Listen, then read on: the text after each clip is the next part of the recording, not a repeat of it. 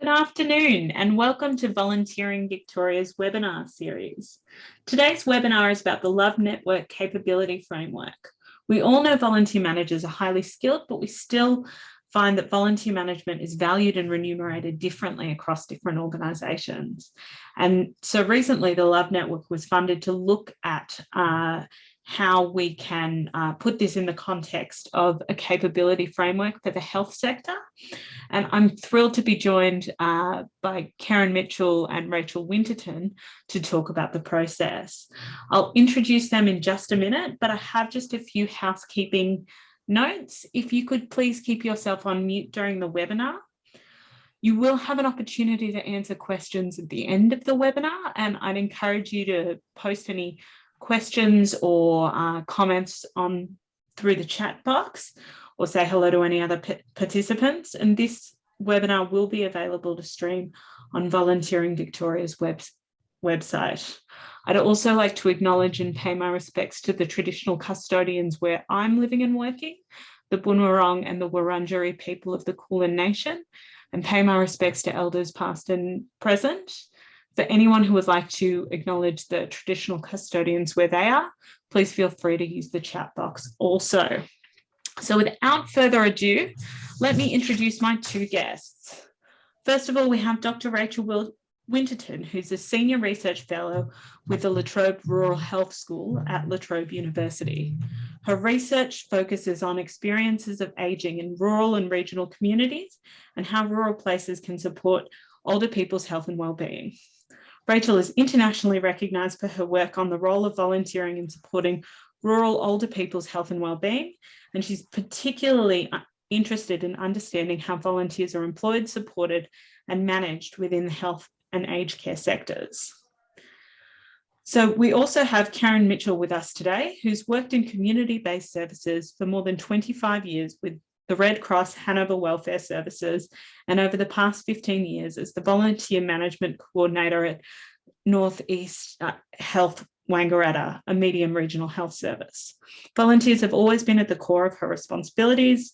Through her studies in community sector management and community leadership, she's found a passion to contribute towards the volunteer management sector and to raise the profile of what it takes to be a leader in the community. So, welcome, Rachel and Kerryn. Thank you. Thank you. Thank you for having us. Wonderful. So before we get started in these webinars, I tend to ask a number of questions of our guests. So first of all, if you could tell us a little bit about yourself and your role, and we'll start with you, Kerryn. Sure. So I am officially my title is Manager of Volunteering Philanthropic Services at North East Health Wangaratta, and I agree that is a mouthful to get out properly the first time. And I guess we have 350 volunteers here normally when we're not in a COVID lockdown, and our volunteer services run right across our health service. So right from our emergency department through all of our acute services, outpatient services, community, aged care, and networking with other local regional services to try and support in other areas as well. So when I started here, there wasn't a volunteer manager at all. There wasn't even a volunteer services. There were just a few people helping out in different areas. So it's been an amazing opportunity to build a service from scratch, to really start to understand the complexities of things in health services, and to kind of have it where it is now, which is, very rewarding. Fantastic, and amazing to see that volunteer program grow. So how about you, Rachel? Can you tell us a little bit about yourself? Yeah, so I'm a Senior Research Fellow at LOHVE University. So I work in a centre called the John Richards Centre for Rural Ageing Research within the LOHVE Rural Health School. So we're a philanthropically funded research centre. So we're part funded by LOHVE University, the Department of Health, Victoria, and a local philanthropist, John Richards. And our remit is to look at how ageing and aged care can be improved for older people in rural areas. So I've been working there for, I think about 12 years now, and I've got a few primary areas of focus that I look at, but one of my primary areas of research, and I do a lot of work with colleagues in Canada and the UK around this, is the role of volunteering in supporting older people and rural communities, particularly in relation to how the volunteer sector plays such an important role in supporting ageing well in rural communities and health services, but also the health and wellbeing benefits of volunteering for older people, because a lot of the international literature and certainly some of the work we've done has suggested that volunteering plays a really important role in keeping older people physically and mentally well and socially engaged, which I'm sure is not news to anyone on this webinar. But so that's an area of research that I'm really interested in, and I'm doing a lot of work around. Fantastic, thanks. And now, one more quick background question before we get into the nuts and bolts of the LOHVE network and the capability framework. But I often find people have different journeys into the volunteer sector. So I'm curious how you got started. And Rachel, how did you start thinking about the role of volunteers? It's a really good question. And I guess when I started in my current role, we were doing a lot of research around, the characteristics of rural communities that support healthy ageing. And within that work, there was a strong focus on volunteering and its role in supporting older people's health and wellbeing within that initial work that I was doing. But my original boss at JRC, the John Richards Centre, Professor Jenny Warburton, is internationally renowned for her research in relation to volunteering and ageing. So I guess from the very early days of me working within the centre, there was always a really strong emphasis on volunteering as a research area, both in terms of how it supports older people, but older people's involvement in it as well. So, and that's something I've found it really interesting. And Jenny and I did a lot of work in my early years in the centre around different aspects of volunteering in rural areas, and it's something I've followed through my career. So I've worked with a lot of academics overseas and in Australia, looking at volunteering and ageing. From a personal perspective too, I guess I've also been a bit of a career volunteer. I was heavily involved in the sport and rec sector volunteering for many years, particularly within swimming clubs. And I have a toddler now, so I'm being sort of pressed into those areas of volunteering as well. I'm on the childcare committee and all that sort of thing. So it's something I do in my personal life as well as in my work life, which is kind of interesting. Fantastic. Thanks, Rachel. And yep, I think career volunteers are, it doesn't matter what stage of life you're in, you get pressed into different volunteer roles. How about you, Kerryn? How did you find volunteer management? I'd say I fell into it, and I'm pretty sure most other people that are on the webinar at the moment that sit in a volunteer management role are probably nodding their heads. It's not a profession that you, I guess, set out in life to do. However, I think as you get around the industry and you start to realise where your interests or your passions and your skills lie, I think for me, volunteer management ticks a lot of boxes. I'm fairly, I guess you'd say my skill base is fairly diverse. I'm quite technically capable, but then I also am quite passionate and caring about people and trying to get the best out of people. So I think ending up in volunteer management was sort of like a great natural progression for me, and something that I don't see myself getting out of very easily. I don't think I'll find anything else out there that kind of ticks all the boxes. So progressively, I think I started off in administrative roles as an executive EA, and then went over into project work, found a real passion, or found a real realization that I'm not bad at project management, can start something, can finish it, or like to build and fix problems, things like that. And I think that's where the other thing in volunteer management is you are a problem solver. So I think that is another area that I think I really leaned into. So when the opportunity here came for me to actually take the lead on it, it was something I really couldn't knock back. And I think ever since, it's been something that you continually surprise yourself as into what's actually involved in volunteer management. I think you think you've got it, and then you turn around and someone throws another curveball at you and you realize, oh, I'm doing that now too. Wow, that's really interesting. So I think everybody on the other end of this webinar is probably nodding their heads right now, Kerryn. Yeah. So for those of you who may not know, I was wondering if you could tell us a little bit about the LOHVE network, Kerryn. Sure. So as you've put up on the screen, Sharon Walsh from Bendigo Health and myself got together. We used to be involved in the City Volunteers Network, I think it was, in Melbourne. And we found that being regionally based health service managers, we were coming across different challenges to what city-based volunteer managers were coming across. And so we started to pull together a group of people in the region and started networking and sharing ideas and resources and thoughts. And it's just grown from there, much to probably a lot more work on Sharon's behalf than mine. But it is something that we've both been very passionate for a long time. And it just means that, you know, I think it speaks for itself. The fact that there's now, you know, more than 150 members across Australia and even internationally now, there is a real need. You are in a volunteer manager's role.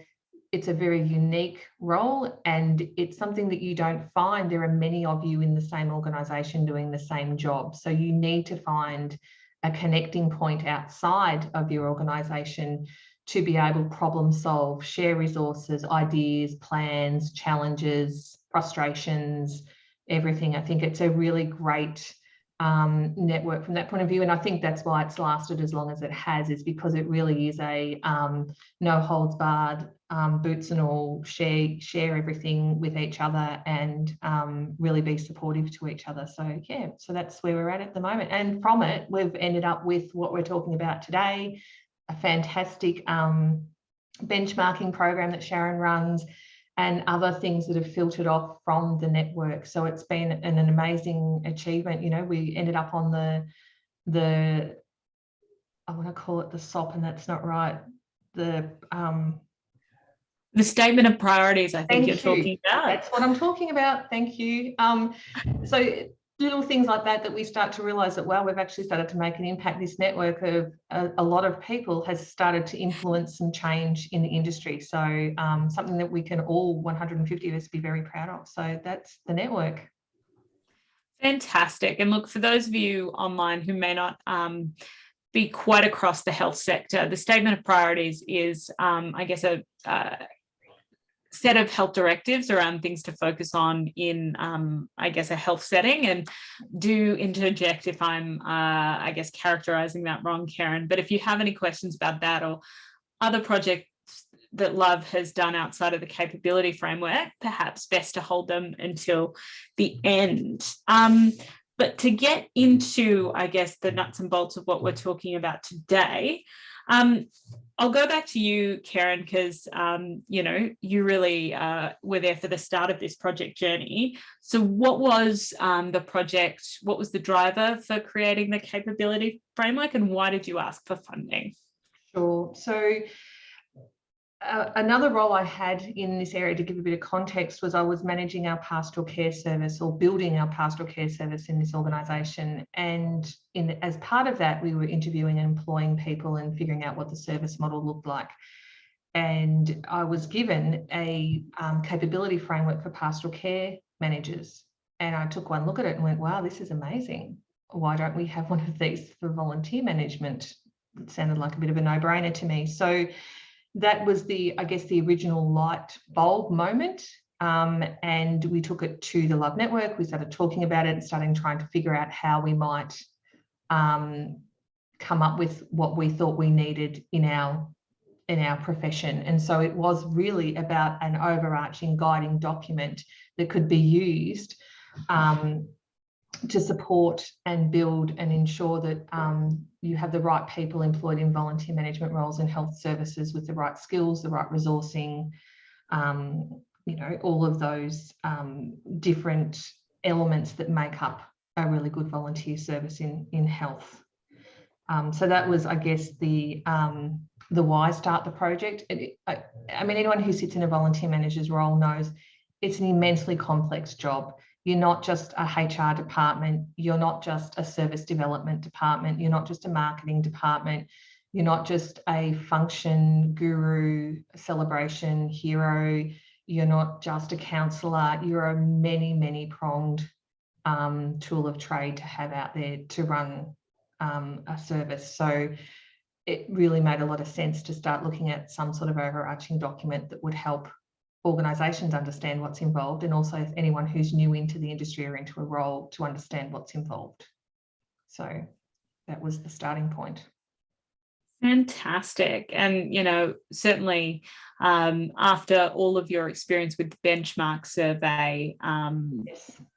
survey project, you know, that really demonstrated the value of having, I guess, a consistent document or consistent standards identified across the health sector and volunteer management. Absolutely, Sarah. Absolutely. So now talking about how we actually got how you guys got the project supported and started, because this is where I guess Rachel joins into the conversation. That's so right. I might go to you first, Rachel. It probably makes more sense to start with Kerryn, because I think she's kind of got the preamble and then I come in later. Fantastic. So Kerryn, do you want to get us started about how you approached La Trobe University and how the proposal came together? Sure. So Rach, I will stop talking shortly. So Rachel was working on a project for La Trobe University with our health service and our local region around a well-aging vision and engagement project. So at the end, with an end result of having an information hub run by volunteers to support older people in our community to navigate older person services in the community. So as part of that, Rach and I met and were working together on how the hub might operate and how volunteers would be involved with it, just how the whole structure and setup and service would run. So inadvertently, you can imagine two people who are quite passionate about volunteers and health services and well-aging started talking, and I mentioned our challenges that we were having with the LOHVE network about wanting to build some overarching document for health volunteer management. And Rachel thought it was a fantastic opportunity for her to be involved with. So that was the starting point. Yeah, fantastic. Yeah, that's kind of where I came in. So after those initial discussions, Kerryn and I worked together, I guess, over probably a number of months, wasn't it, Kerryn? Yep.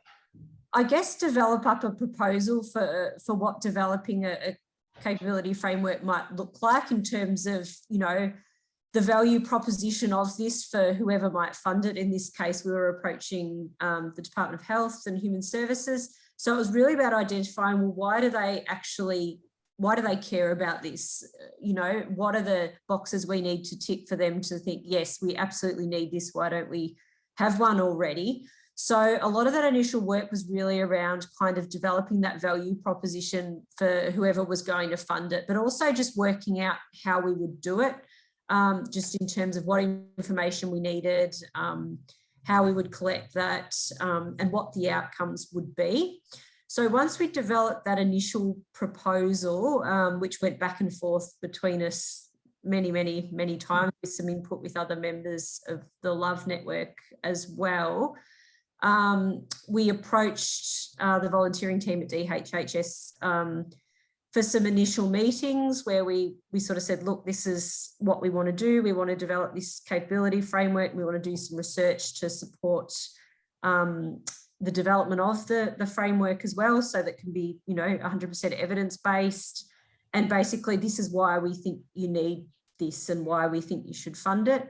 So it wasn't something that happened instantly. I think we had 3 meetings with them, and that was just, I guess they were really interested, but it was just more about working out, you know, how we could fit it in with their organisational priorities, obviously, which was fairly straightforward. So we initially met with the volunteering team, who have been really supportive of this, and then met with some of the higher up directors later on to sort of just explain the project and I guess demonstrate how it linked in with what they needed to achieve, which ultimately was successful. So we got some funding to execute the project and to deliver the capability framework. Fantastic. So we sadly don't have room for the entire capability framework on these slides here, but I guess I'll throw to you guys, I guess and I'll probably go to you first, Kerryn, just for a bit of an overview about what exactly a capability framework is for anyone online who may not have seen the document before. And then I guess, the big aims and hopes, what you thought the LOHVE network would gain from having this document, I guess, really bedded down. So Kerryn? Sure. So the basic fundamental principles of having the framework is to, as it says on the slide, it really is to outline what responsibilities, skills and resources are required in the profession. And there are 5 distinct levels to which are attached to our health services award. So it made it very easy. At the moment, our health services awards don't incorporate volunteer management as part of it, or anything that is closely aligned with volunteer management. So Rachel and I and the leadership team of the project decided that we would come up with 5 distinct levels, and we would marry them back to the 5 levels within the HS award. Each level gives you an idea over a number of different areas of responsibility as to what your level of operation should be. So it's a very comprehensive document that you can build a position description from, that you can use in a performance review situation, that either if you're trying to work towards getting your position regraded, or even to get acknowledgement for what you're actually doing as part of your role, or to provide an understanding of what's involved in your role. It's a great document from that point of view. It's very clean. It's very well written in the sense of it's not arduous to read. It's a very good reference tool to use if you're trying to figure out if you were trying to employ somebody else in your team as to where they might fit. It really is just a great document that now gives us an overarching piece of material that allows the organisation, our human resources department and our volunteer management team to really understand what's involved in the services that we're providing. Fantastic. Rachel, was there anything else you wanted to add to that? I just guess from a research perspective, I was, obviously through conversations with Kerryn, I was really convinced as to, why the sector needed this. And, I obviously thought it would make a really significant contribution. But it was really interesting, actually, because when I went as part of the scoping for the proposal that we put to DHHS, I obviously went out and scoped the international research on, what literature is there out there, looking at the capabilities or the competencies needed to manage volunteers effectively in health settings. And there wasn't actually a lot, which really surprised me. There's a lot about, I guess, volunteer management generally, and a lot of that is obviously applicable within the health sector, but through just conversations that I've had over the years with volunteer managers, and obviously through my engagements with the LOHVE network, there are some specific, I think, skills and capabilities that are slightly different perhaps in health settings. So I think, as well as being really useful for the sector, I think the international research community looking at volunteers will also find this really valuable and interesting as well. Yeah. Fantastic. And once we put the webinar up, the link should be available through the little link page there, and we'll make sure that's accessible through the Volunteering Victoria website, so you guys can have a look through the whole framework. So back to you, Rachel. Yeah. What was the process that you went through?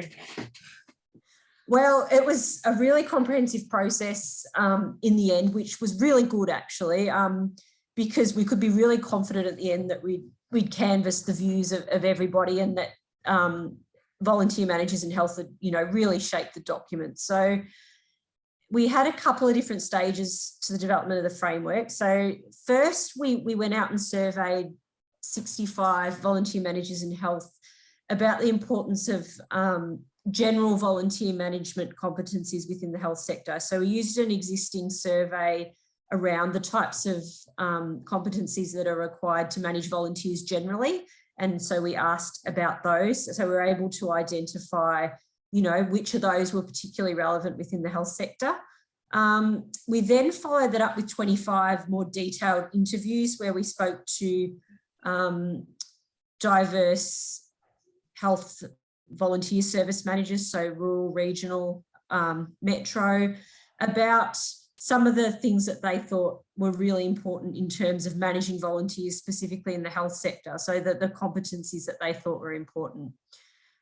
So once we'd compiled all this data, we had a co-design workshop of sorts where we got a panel of health volunteer managers together. I think there are about 8 or 10 of them, to look at the findings that we generated and sort of map them from what they considered more basic level competencies to some of those that were higher level, that were, I guess, more relevant to a much more experienced volunteer manager. So once we'd done that process, we then went away and developed a draft framework, and we mapped these competencies against the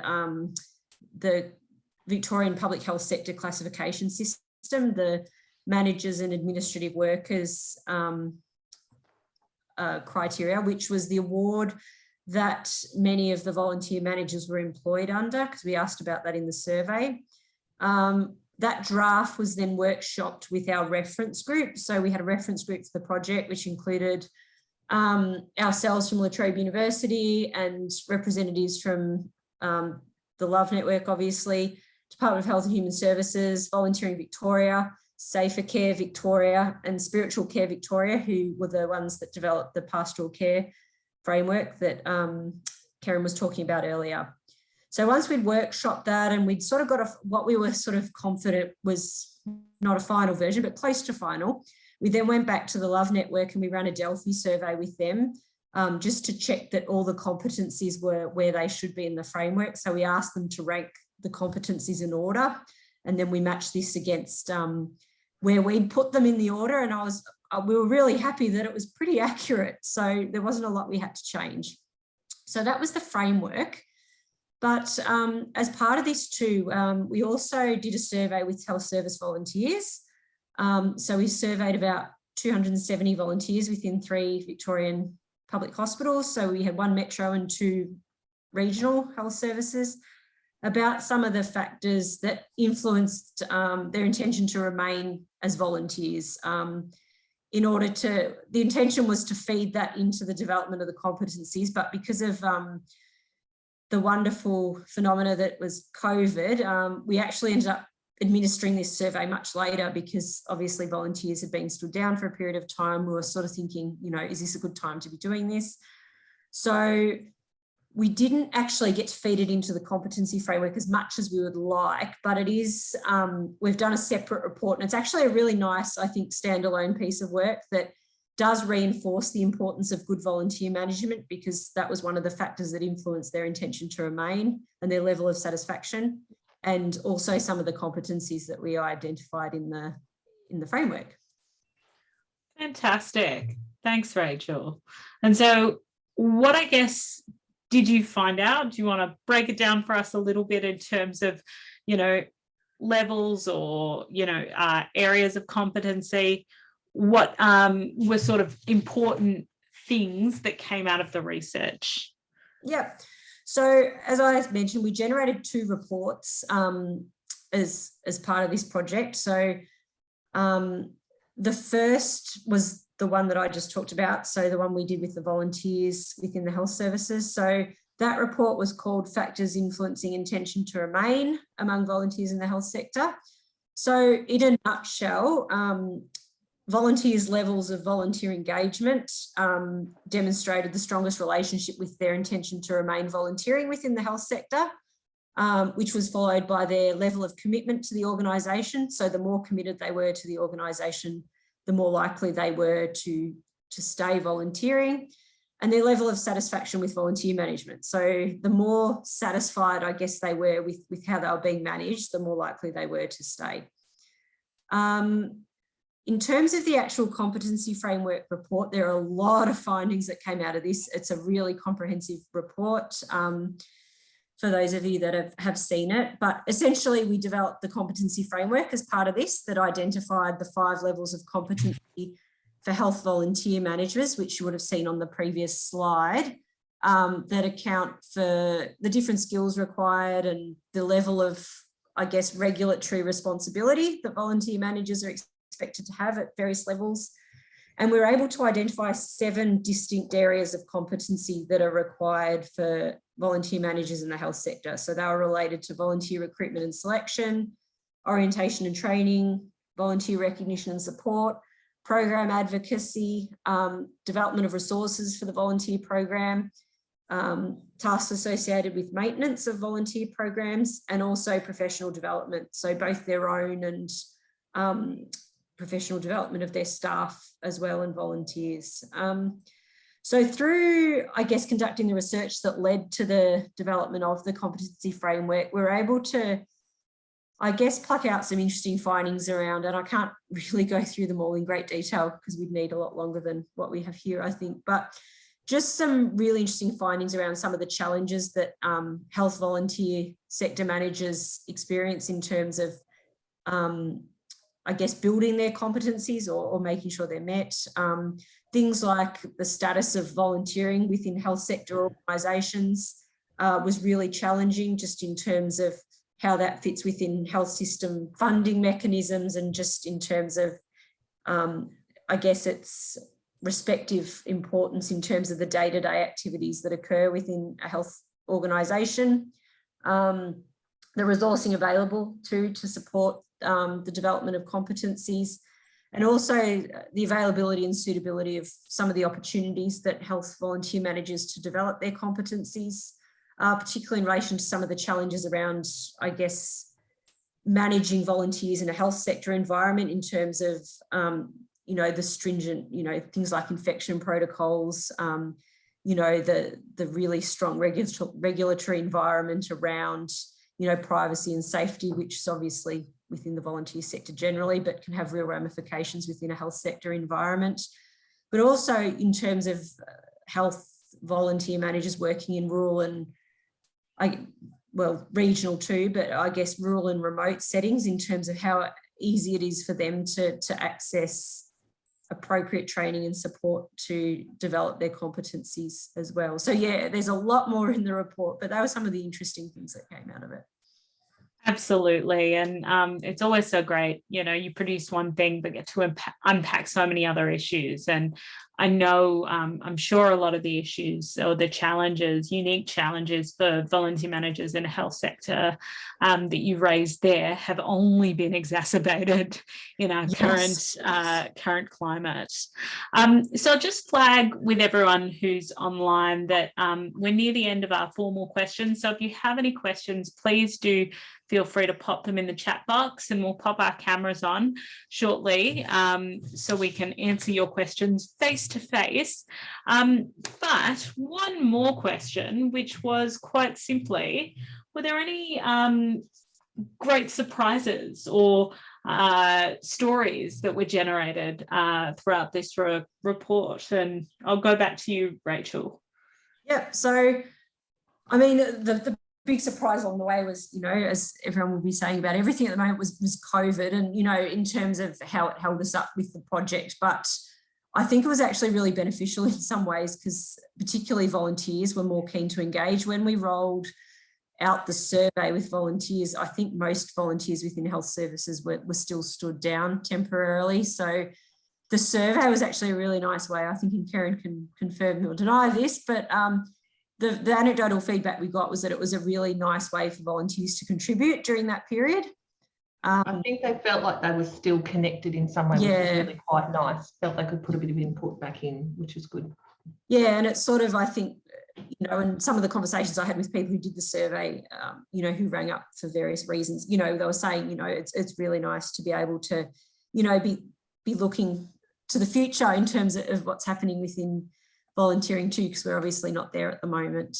I guess the other thing through the research process, and I guess this wasn't necessarily a surprise, but I was just really taken by how much thought the volunteer managers that were involved in the process had actually thought about, you know, really deeply about the competencies that were required to manage volunteers within a health sector environment, and the diverse skills and talents, and Kerryn's touched on this already, but that different volunteer managers had. You know, they all had such completely different backgrounds and had come to volunteer management in many different ways. And that was a real strength, I think, for most people, because they had talents from previous, you know, employment or through other studies that they'd done that really gave them an edge in terms of what they were able to contribute within their health service in terms of managing volunteers. The other thing that, again, not necessarily a surprise, but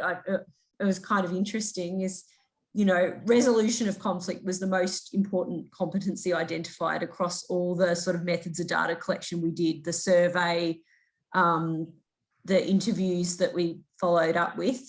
So that was really interesting. And we had a lot of great discussions about that in terms of how that's managed within the health sector by volunteer managers. I guess the other thing, it was really nice too to see people reflecting on this, on the competencies required through the co-design process and sharing their findings and insight with each other. So there was a lot of learning too, I think, that went on throughout this project, just in terms of not just the competencies that people were thinking about, but how people address challenges associated with these competencies and that sort of thing. So that was really good too. Fantastic. That's great.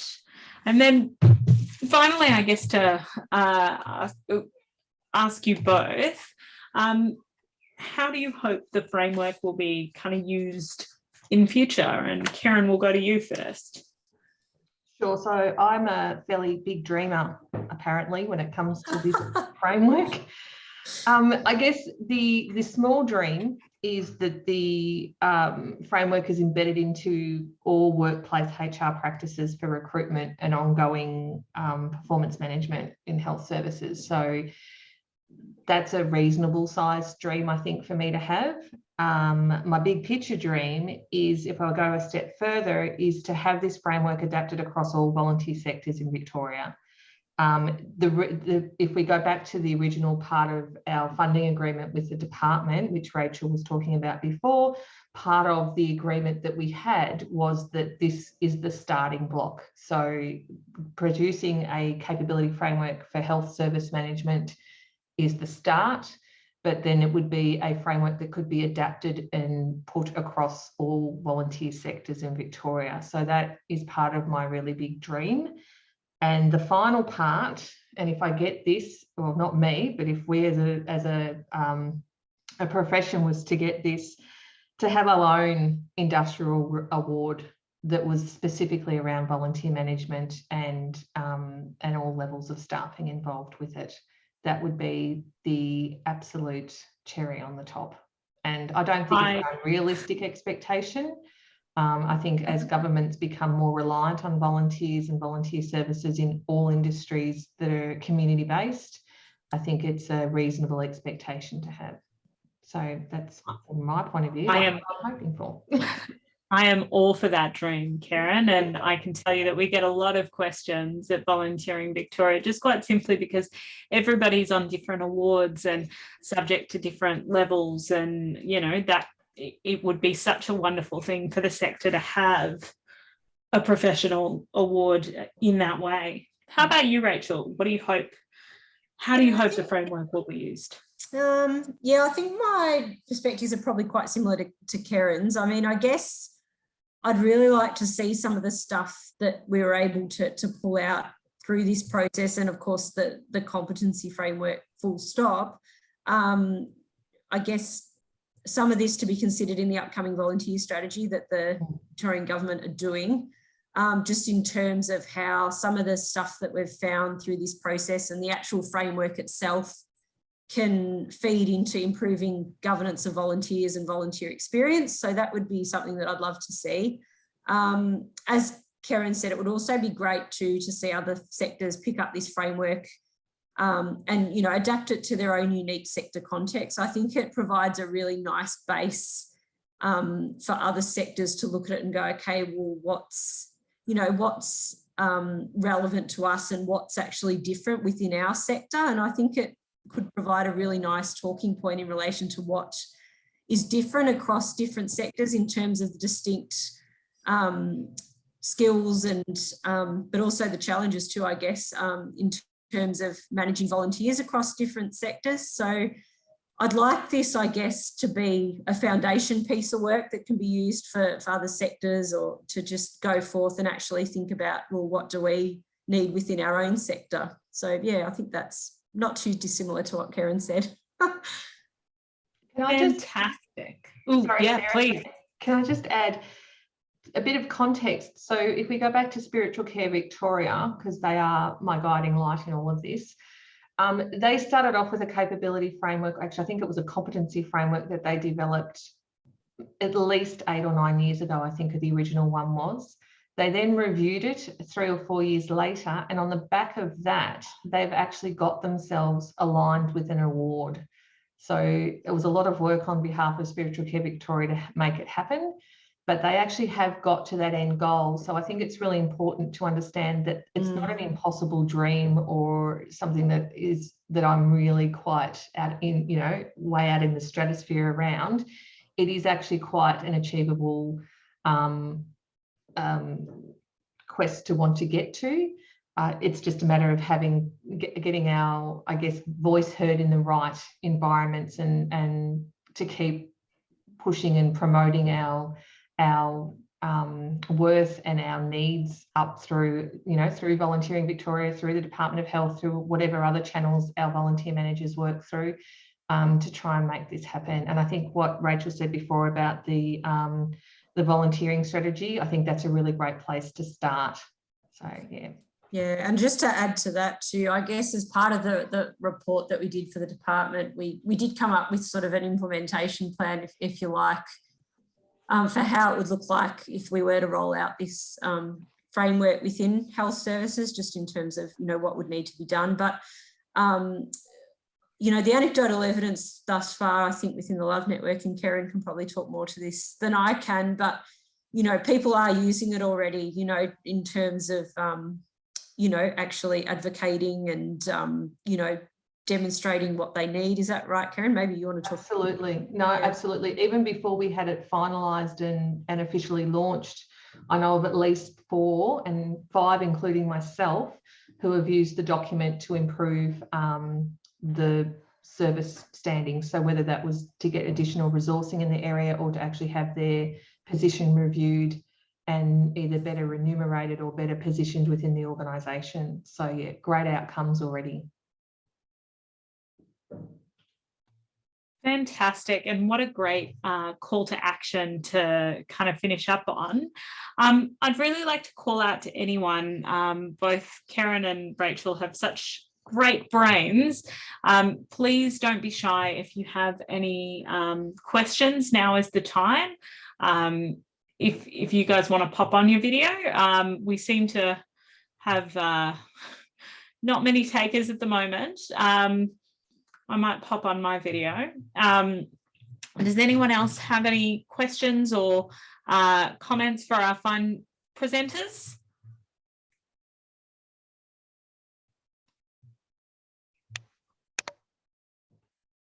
Please feel free to pop them in the chat. Otherwise, we will let you go and have a wonderful afternoon, all. It seems we've answered everybody's questions. But thank you both for your time and your expertise. Thanks for the opportunity, Sarah. Thanks. Bye.